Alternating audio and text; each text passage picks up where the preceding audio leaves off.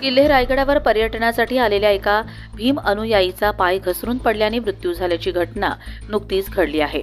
सदरची घटना आज दुपारच्या सुमारास घडली असून भीमराव अडकुजी घायवन वय वर्ष 64 राहणार उरळी कांचन पुणे असे मृत झालेल्या व्यक्तीचे नाव आहे।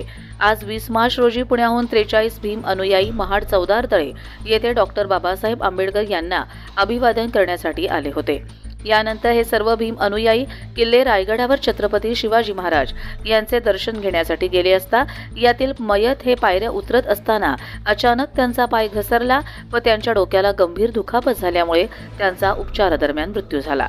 मयत भीमराव घायवन यांनी समता सैनिक दलाचे शिपाई म्हणून अनेक वर्ष काम केले होते।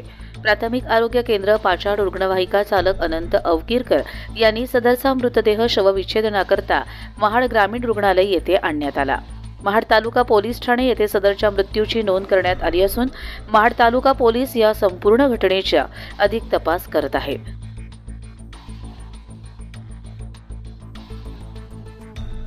कर्जत लाईव्हसाठी अमोल कुमार जैन, रायगड।